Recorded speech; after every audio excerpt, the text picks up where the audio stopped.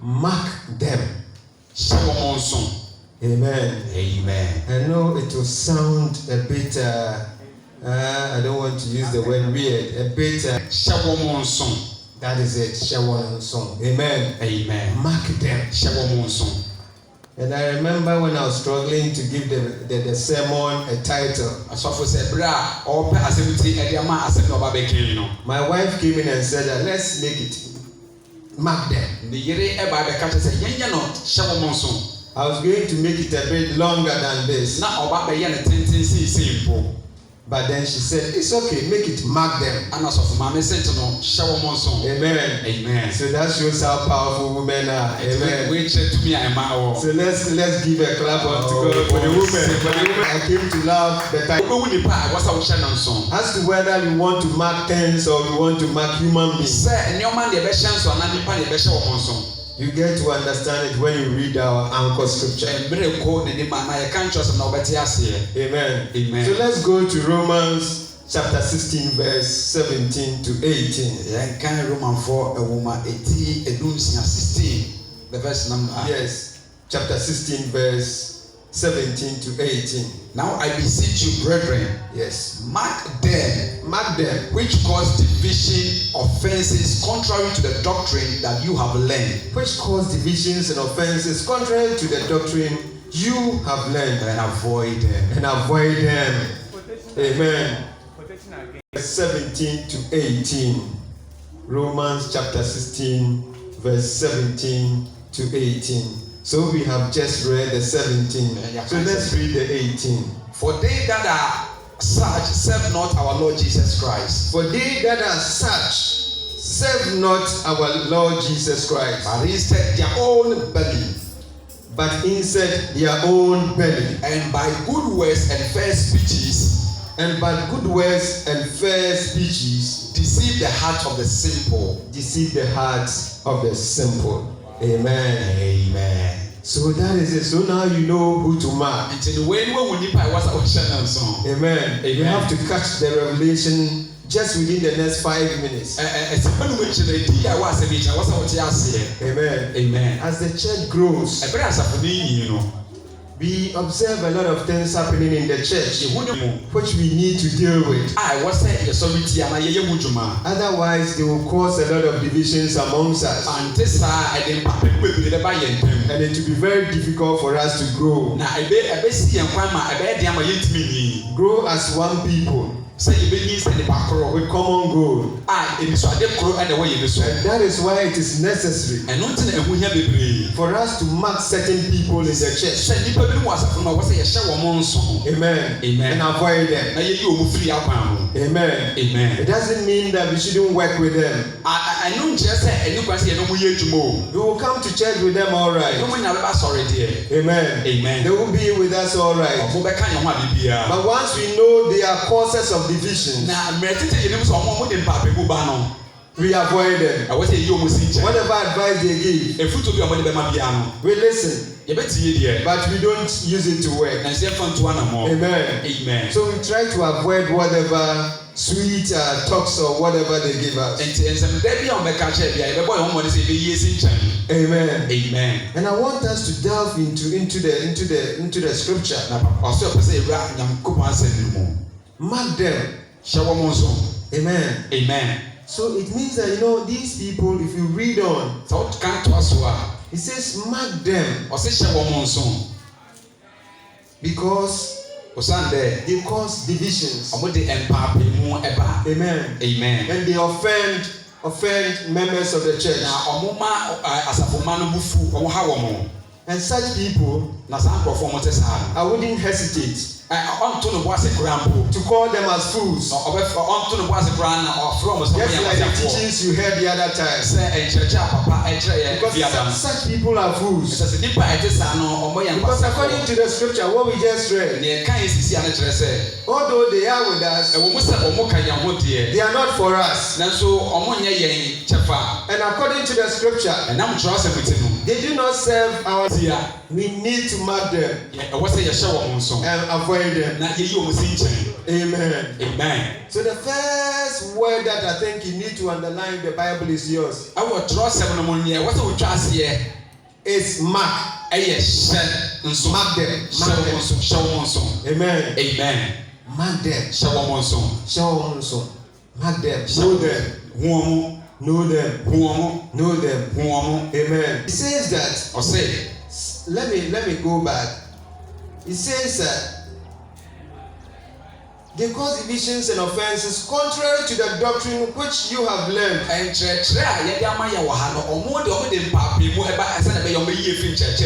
Amen. Amen. They say things that are in contrast with the doctrine we have learned over time. Amen. Amen. But when they are talking, the dress is so nice that if you are not careful, you listen to them and you take whatever they say and work with it, and you also become a fool, just as our pastor mentioned. Amen. Amen. So we need to be very alert for such people. And what are doctrines? Yes, so the doctrines are teachings. The Bible says that they do things in contrast with the doctrine that we have learned over time. And the doctrines are the teachings, instructions that we have received, explanations, education about specific truth. And in our case, that this truth is our Lord Jesus Christ. Because he said somewhere, John 14, I think verse 6, and I have the way, the truth, and the life. Amen. So the specific truth of these teachings are all centered on our Lord Jesus Christ. It's all about our Lord Jesus Christ. Amen. And these people, when they say things, if you relate it with the word of God, you will realize that it doesn't match up with the word of God. Amen. Amen. It doesn't match up with the word of God. And the Bible is saying that that is what they do. And the word of God we know is God. John 1:1, the beginning was the word. And the word was with God. The word was God. So everything that is about God, that you and I listen to and read about, they will come in. Amen. And say things, dress it very well, as though it's the truth, but it's not. Amen. Amen. So we need to watch out for these people and mark them. And once we mark them, we do what? Once we mark them, what do we do? Once we mark them, what do we avoid them. Amen. Avoiding them doesn't mean that we shouldn't. Avoiding them does not mean that we shouldn't fellowship with them. They will come to church, we all sing, we all do things together. Amen. But then, we don't listen to what they say. They will say we will listen, but we wouldn't put it to work. Amen. Amen. Because they don't have anything good to offer us. Rather, all that they have to offer us is division. Amen. Amen. All that they have for us is division. The Bible goes on. Let's continue to read. So mark them, because their doctrines are not same with the doctrines of Jesus Christ, and avoid them. And if you read verse 18, the verse 18 gives us the characteristics of such people. Verse 18 it helps us to know who they are, so we can avoid them. So let's take the verse 18 again. The verse number 8. It says that for they that as such serve not our Lord Jesus Christ, by their own belly. Amen. Amen. By their own belly. It means that such people, they do that to obtain favor. They do that to obtain recognition. Amen. Amen. Such people do that to destroy other people. And that is the reason why we need to mark them and avoid them. These people they have sweet words. If you go on to read, let's continue to read. It says that after their own belly, and by good words, it says, and by good words, and fair speeches, it means that their words are sweet. Their words are very sweet. So if you are not careful, you follow whatever they say. Just like a Friday born who is trying to propose love to a lady. You know the Friday borns. They can talk. Forgive me if you are Friday born. But I saw some Friday borns. When they come, they are bringing division. Amen. Amen. I just use them as an example because I know they have sweet words. Their words are very sweet and honey. Amen. Amen. And I have one in my family. I have a nephew. I'll give them in the house of God to promote the kingdom of God. Amen. Amen. Their speeches are very excellent. Their speeches are very reasonable. Although they are not in line with the word of God. It dresses in such a way that if you are not careful, you will be deceived. They appear as sheep, but inwardly they are wolves. Why are they wolves? They are wolves because they bring division in the church. Because they cause offenses. Because they fail to allow the church to grow the way it should grow. Amen. Amen. So that is them. That is them. Let me see if you still have something there. And through their fair speeches, the Bible says that they deceive the hearts of the simple. Through their nice speeches, they deceive some of us.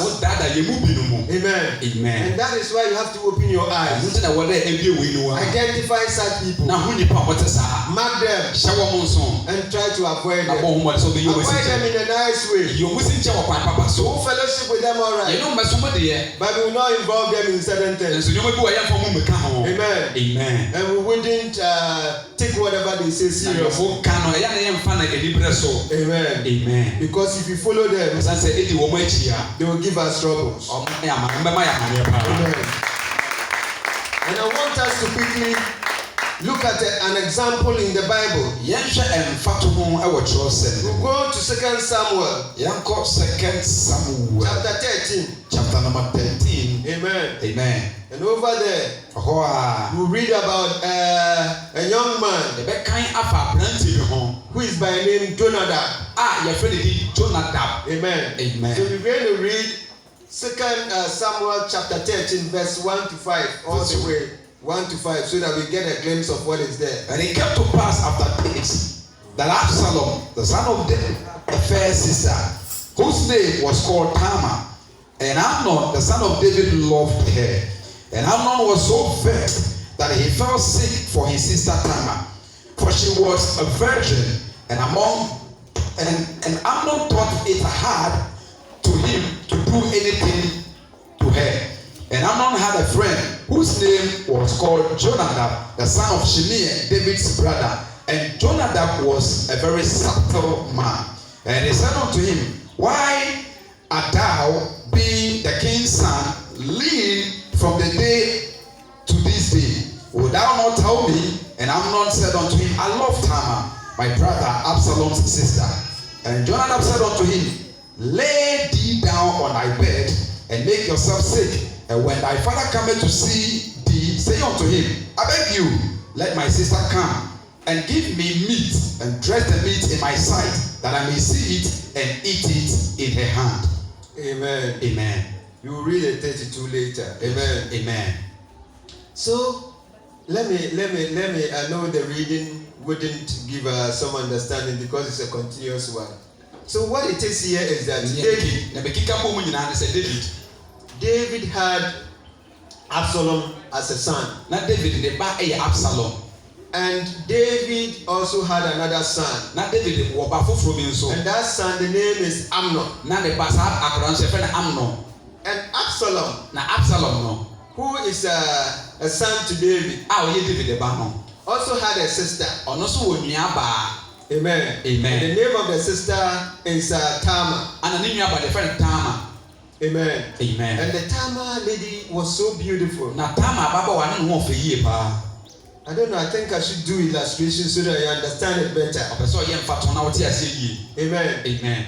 David had two sons with different mothers. Amen. Amen. I think I should do illustration. Please come. And let another lady come, a lady, a young lady. But you didn't have mommy. No. And Tamar is also David's daughter.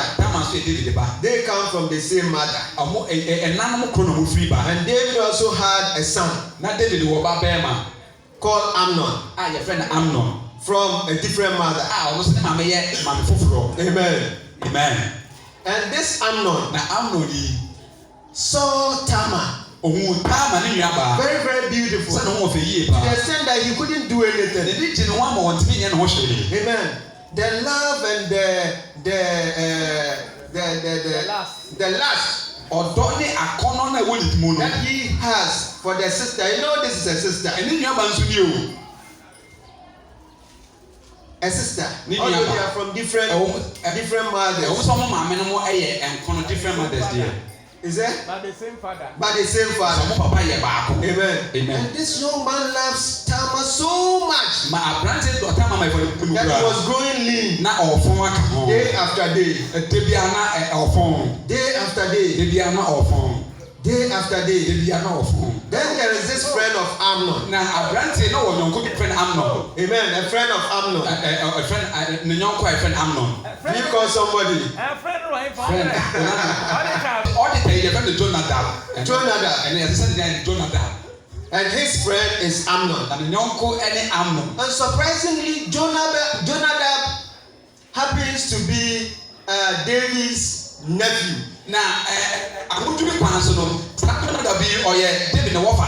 Because his father is David's brother. Amen. Amen. His father is David's brother. And he's close to Amnon. Now Amnon is in trouble. He's in lustful trouble. Because he loves Tamar so much that he can't control himself. Then comes Jonadab. Amen. Amen. Then he gives him a piece of advice. They are in the same family. In the same church. Now Jonadab tells Amnon, pretend as if you are sick. And go and lie in your bed. And when your father comes to see you in bed, tell him you are sick. And tell your father, David, please, I need Tamar to go and prepare some meat and cake to bring it to my room and come and feed me. And as Tamar does that, take advantage of Tamar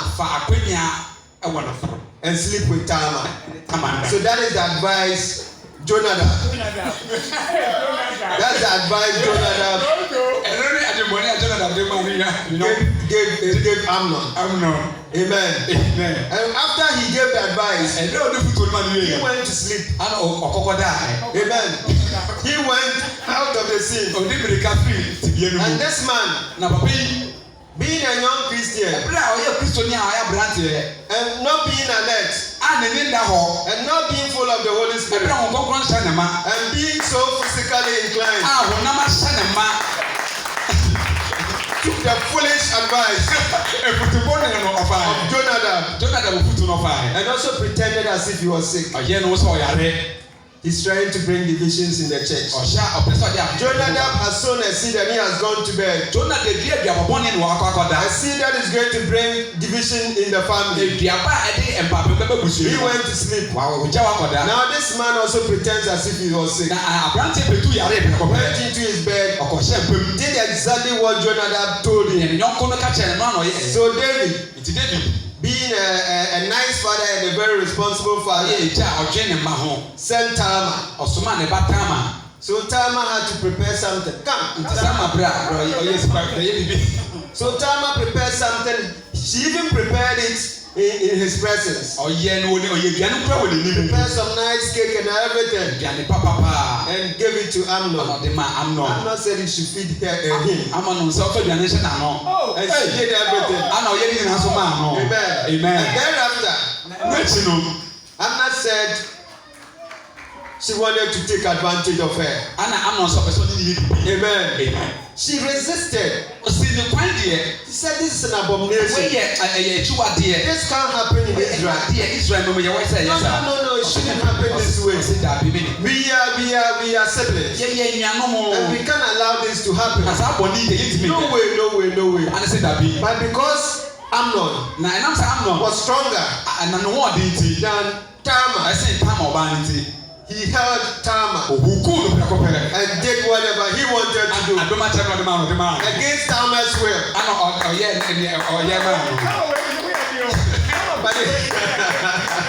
Amen. In our case, Amnon looks so skinny. But this time, amen. Please, you can go and sit down.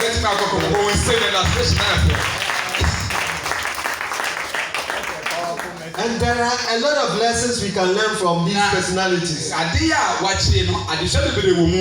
a lot of things we can learn from each of the personalities. We can have a teaching on each of the personalities. We can have a teaching on Absalom, the role he played. We can also equally have one for Amnon.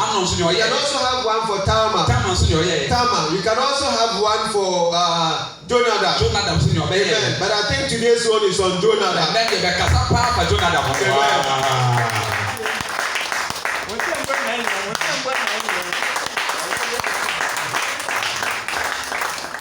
So Jonadab gave the advice, and he went off the scene and brought divisions among the brethren. And when Absalom got to know that this is what had happened to his sister, he was so furious that the fury was in him. And after 2 years, he organized a party and requested King David, his father, send all his sons to the party. Even though King David was hesitant at the beginning, but because Absalom knew what he wanted to do, he forced his father to push all his sons onto the party. And at the party, just to cut matters short, at the party, he was looking for only Amnon. Amen. He wanted to take Amnon's life. He did so at the party. And he was the only one that died at the party. Amen. He commanded his servants to kill him because he was so angry. Amen. And after Amnon had died, amen. And King David got to know that one of his sons was dead. As a result of Absalom's act. He got so angry. And you know what? Absalom, as soon as he killed him, he fled away. He didn't go back home. He fled to another land. And that is where he went to dwell. For the next 3 years, he was there. Amen. And King David was so furious about the whole thing. During his reign, he was bereaving. Do you say bereaving? Yes. During his bereavement. Morning when he was mourning. No mourning. He was mourning for his son. Amen. Amen. During that period, Jonadab comes into the picture again. And that is the verse 32. Let's read the verse 32. 32, man of God. And you know what Jonadab came to say to David? Jonadab, the son of Shemaiah, David's brother, answered and said, "Let not my Lord suppose that they have slain all the young men in the king and the king's sons. For Amnon is only dead. For by the appointment of Absalom, this has been determined from the day that he forced his sister Tamar." You know, such personalities, what do we do? Mark them and do what? And avoid them. Amen. Amen. He waited for the trouble to happen, and now that his friend Amnon was there, he comes into the picture again. And he comes to console David. Oh, that I know Absalom had this in his heart. Since the first day he had an affair with his sister Tamar.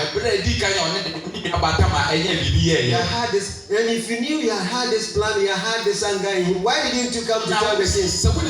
You waited for the man to die, and now you come and say something else. Amen. Amen.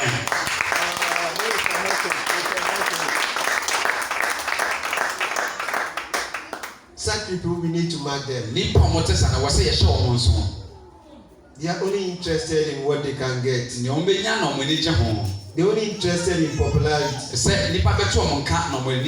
in recognition.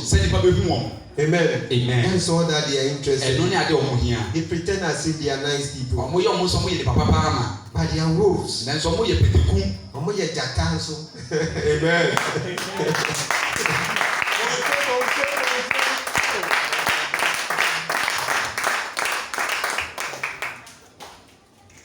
Such personalities have what we call divisive spirits, and they are agents of Satan. Because all that they are interested in is to bring divisions among the brethren, to offend the brethren. And they are just like Satan. He comes to steal, to kill, and to destroy. And that is exactly what they do. So if the Bible is saying in verse 17, Romans 16:17, 17:18 thereabout, that such people do not serve the Lord. They serve their own belly.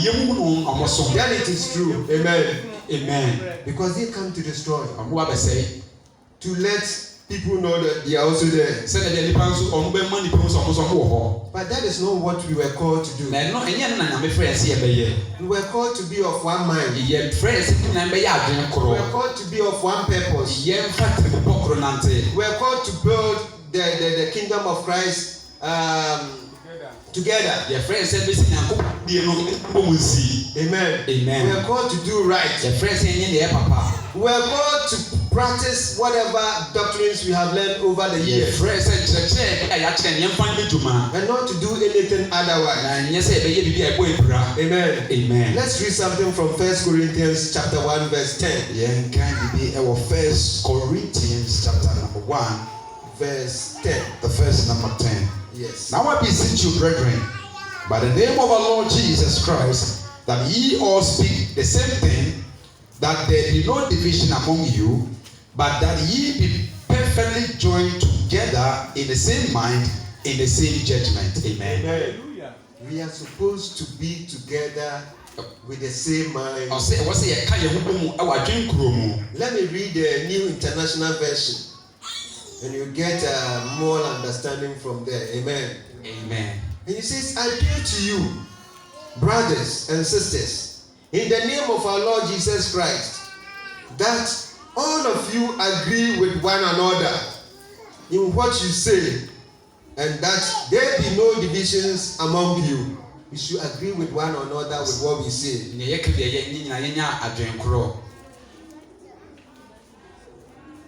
But you be perfectly united in mind and thought. That we be perfectly united in mind and in thought. Amen. Amen. We are to build the kingdom of Christ together. That is what we're supposed to behave. You should have one purpose. You should have one goal. KCIC. The first one, KCIC. The first one again, KCIC. Oneness, one language. KCIC. Oneness, one language. I hope you understand that. KCIC. Oneness, one language. This means that our language should be one. There shouldn't be any sweet language that will divide us. Amen. Amen. Our language should always be one. And when our language is always one, that is when the second part follows. Amen. Then we are blessed, so we can also be a blessing to other people. Amen. Amen. This started way back. In the time of King David, divisions in the church started way back. Divisions within the family started way back. But now it's getting too worse. Amen.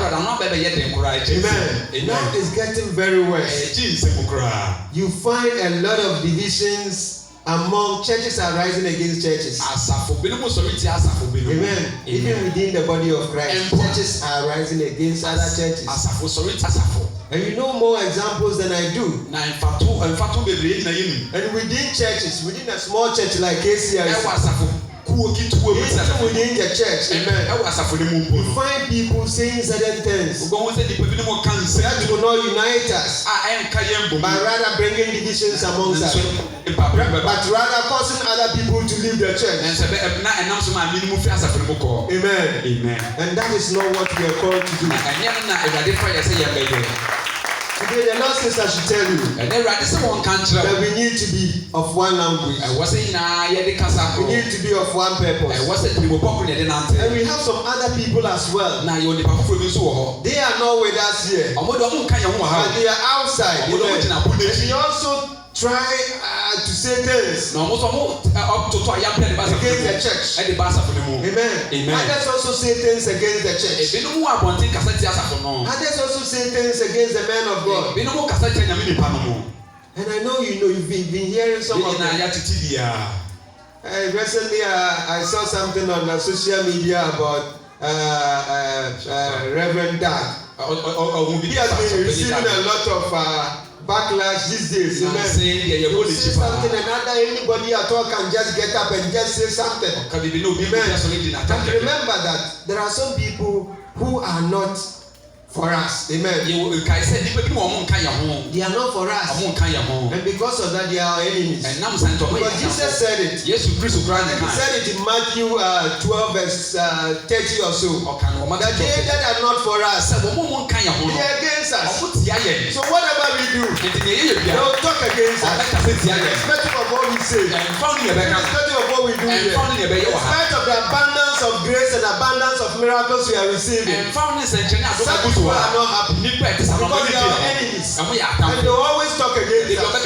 So it's up to you and I to be very mindful of their behavior and to mark them and avoid them, because that is the only way, amen, by which we can grow. Amen. We need to mark them. Mark them and do what? Are you with me? Mark them Yes, mark them and avoid them. And it's not only in the church. Even at the workplace. There are some people who are against us. Because we are working so hard. Because we are doing everything that is expected of us as Christians at the workplace. Some people don't like us. Some people are saying that we are being favored. We are being favored. Yes, of course we are being favored. Amen. All because we humble ourselves. All because we respect our elders at the workplace. Others are not like that. And they envy us. They go at our back. And they say a whole lot of things. They go to places we cannot go. Amen. But little have they also forgotten that we can also walk to the throne of God. That they can also go. And then over there, all the powers are there. For all power belongs to God. For all power belongs to God. Whatever they say physically, just hear say it's sweet word and it's foolish. But when we walk to the throne of God, we will speak.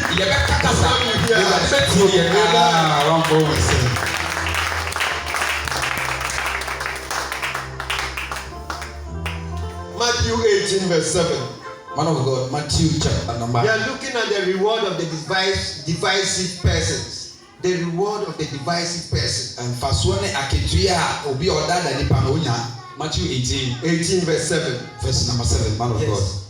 Matthew. Woe unto the world because of offenses. Woe unto the world because of offenses. Or say, say,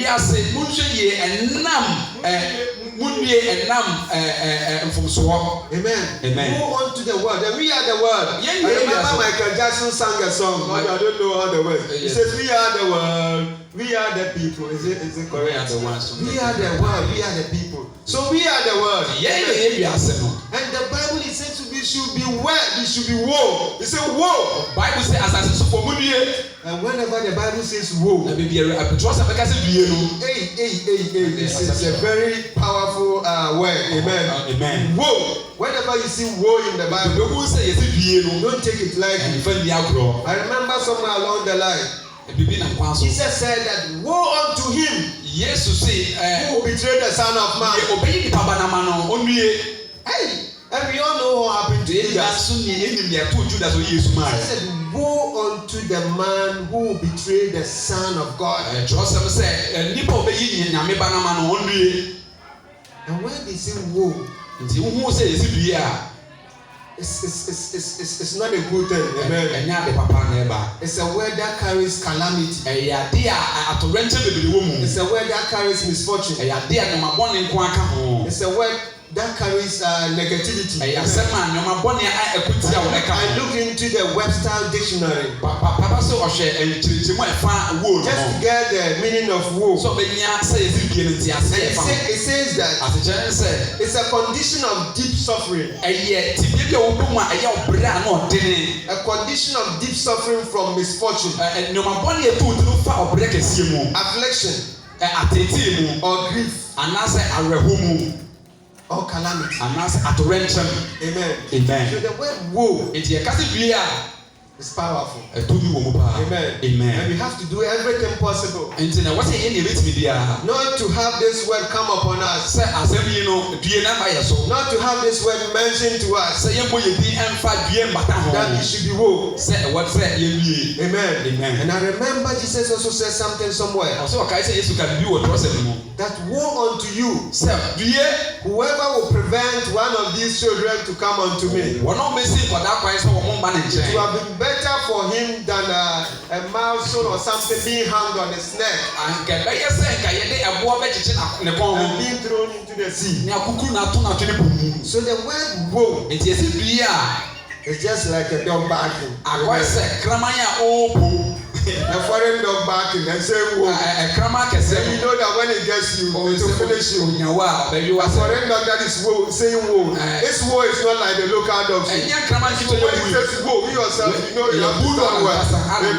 Amen. So that is it. So it's very powerful. When they say woe. And now the Bible is telling we should be woe. Woe unto us. Break offenses. Break division. Then we should know our end. It's not going to be good. Amen.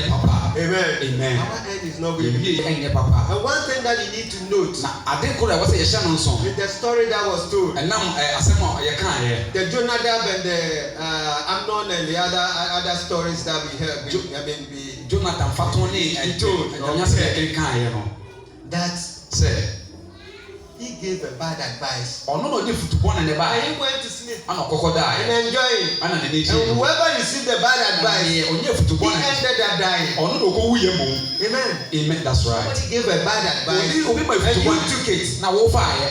And he went away. Oh no, my football coy. You executed his advice. Now the football of the man coy and you face the consequence. Now for so no more something that you need to understand. Somebody might give you a wrong advice.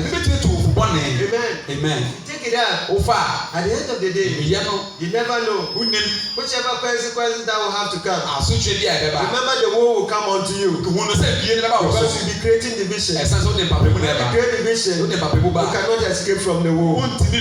Amen. You might go scot-free for the time being.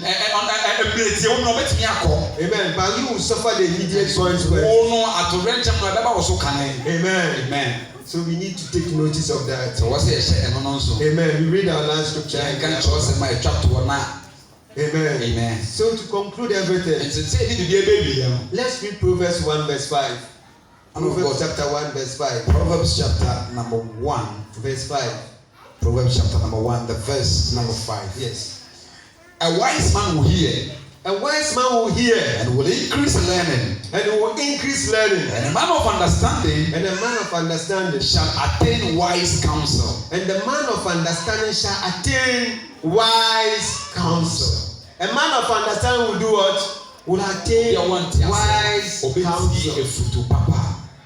A foolish person will attain what? Foolish counsel. Amen. Amen. So if you listen to how do you call it? Wrong and sweet talks which are not in line with the doctrines of Jesus Christ and God, then you are a foolish person. Amen.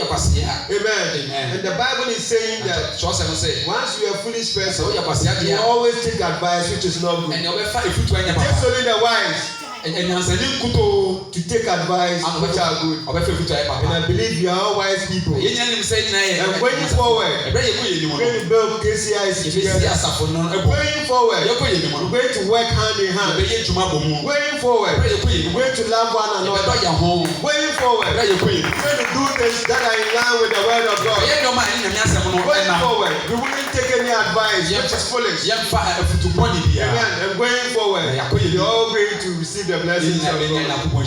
So when you find them, what do? And do what? In Jesus' name.